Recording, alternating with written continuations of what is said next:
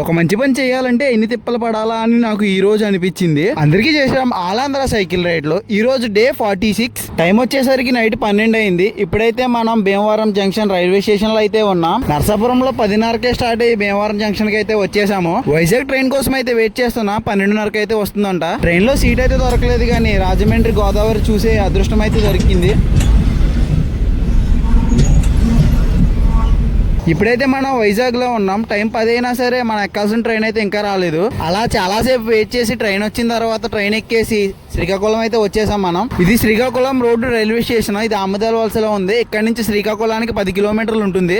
ఇక్కడ నుంచి బస్సు ఎక్కేసి శ్రీకాకుళం టౌన్ కి అయితే వచ్చేసాను. బస్ స్టాండ్ నుంచి నడుచుకుంటూ మనం సైకిల్ పెట్టిన లొకేషన్ కి అయితే వచ్చేసాము. ఇప్పుడైతే సైకిల్ తీసుకుని స్టార్ట్ అయిపోదాం. శ్రీకాకుళం నుంచి అయితే మనం అయితే హైవే మీదకి వచ్చేసాము. రణస్థలానికి కరెక్ట్గా 21 కిలోమీటర్ అయితే ఉంది.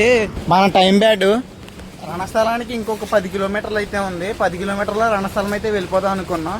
ఇంతలో అయితే వర్షం కురవడం స్టార్ట్ అయింది. అందుకని చెప్పి నేను ఇక్కడ బస్ స్టాప్ దగ్గర అయితే ఆగిపోయాను.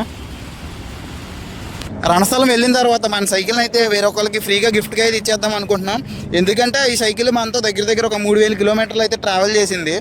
సో ఇంతకు మించి ఇది తట్టుకోలేదు. వేస్ట్గా ఇంటికి తీసుకెళ్ళి పడేయడం కన్నా ఎవరికన్నా ఇస్తే కొద్దిగా వాళ్ళు హ్యాపీగా ఫీల్ అవుతారనే ఉద్దేశంతో అయితే నేను ఇక్కడికైతే వచ్చాను.